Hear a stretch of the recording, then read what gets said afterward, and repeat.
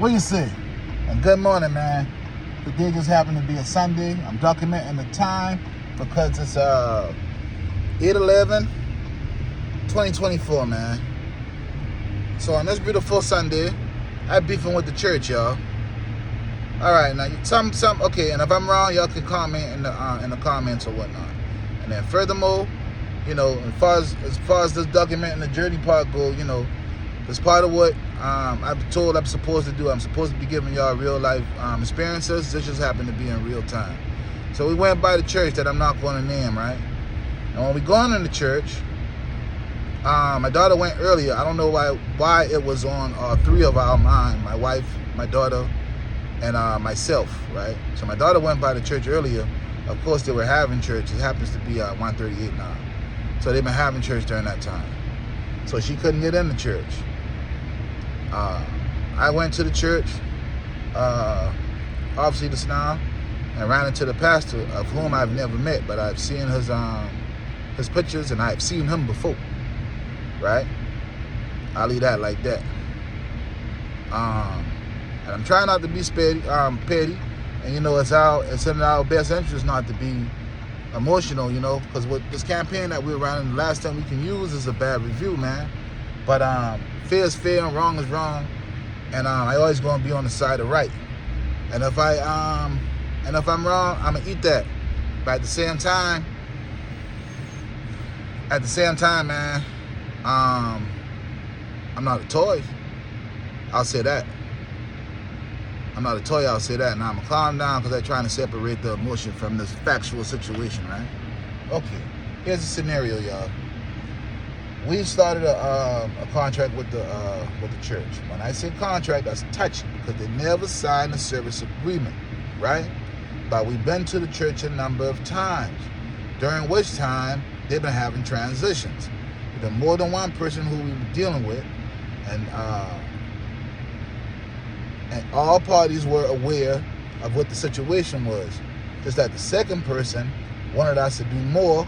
Just another room, it was a kitchen, and y'all know how inextensive a kitchen clean could be. But we still took it on because at this time, if y'all following the journey, we picked this contract up for my daughter. And then we undervalued the contract just to make sure it would have been fair to her. So she still would have been making more than we paid our traditional subs, right? Hold that thought. So now it's we're in the process, and let me just say this. That's probably why I'm emotional. I just get through running the clock, man. Literally, right?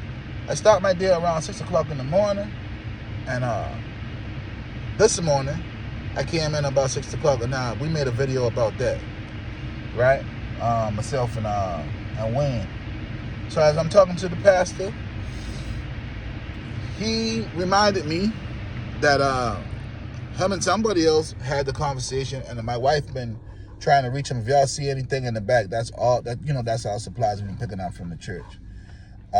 He reminded me that my wife been having conversations with somebody in the church, but he couldn't confirm or deny if the work been done. So I asked him, I said, look, man, but we are in the church, right? He said, yeah. I said, well, why would I disrespect the sanctuary and come over here and try to misrepresent myself and get something that doesn't belong to me, right? So at that point, he just started the mumble jumble. Now I'm gonna back up. I reckon I'm communicating, y'all. All right.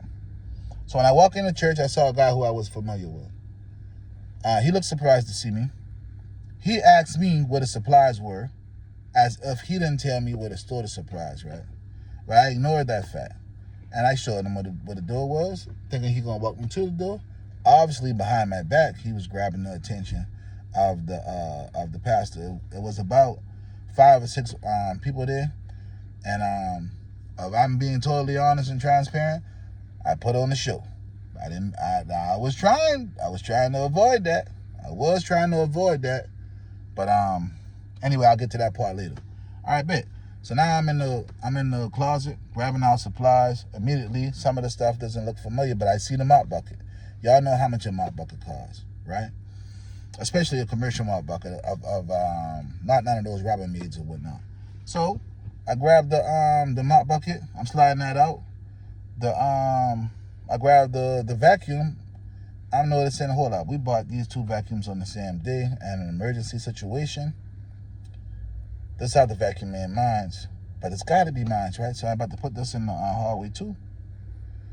And then the preacher comes running out. Hey, I know we had some supplies, man. This, that, and the third. So I'm looking at him. I'm saying to myself, I'm trying to have private conversations with your staff. Why would you have a public conversation with me in front of your congregation, right? So I said, you know what? Can I just speak with you? So when I walk in the office, I immediately noticed he didn't close the door. I said, oh, this man think I somebody to play with, right? So with that being said, I'm trying to be as civil as I could. And now we get into what was said. He said, look, man, again, he said, look, something along the lines of, there was correspondence between your business and the church. The people who arranged the situation, they're no longer here, right?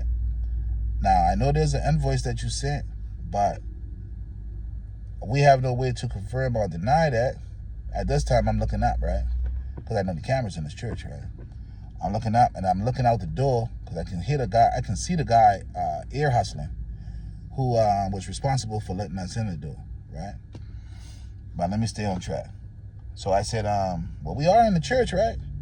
And he said, yeah, we are in the church. I said, well, why would I misrepresent myself and ask for something that doesn't belong to me, right? He was like, sir, you got to understand that after that point, hey, man, just call the police, man. After I told him we can work the money part out later, but I got to get paid, I said, look, man, the invoices for the actual work that's done, we didn't even charge y'all for the trips that we made out here that nobody was here to open the door. Y'all wasting our time, man. We paid by the minimum. We pay a minimum on each account, right? Meaning if you came in, let's just say we were paying you $15 an hour, right? For the math, right? We paying you a minimum of 3 hours, right? So that means when this person show up to work, I owe them $45, man. Now $45 seems like a small number, right? But not once you start, you see what I'm saying? You spreading this over trips or whatnot. So if we gotta pay out, and then plus you gonna take 2 people, sometimes 2.5 people to clean this church. This is a church. You feel me? So we usually use 2.5 people, something towards that, right? Now you see how the money's starting to add up. And furthermore, come on, man. You feel me? Why can't we get our money back? We didn't charge them for the trips that we made that we didn't get paid for.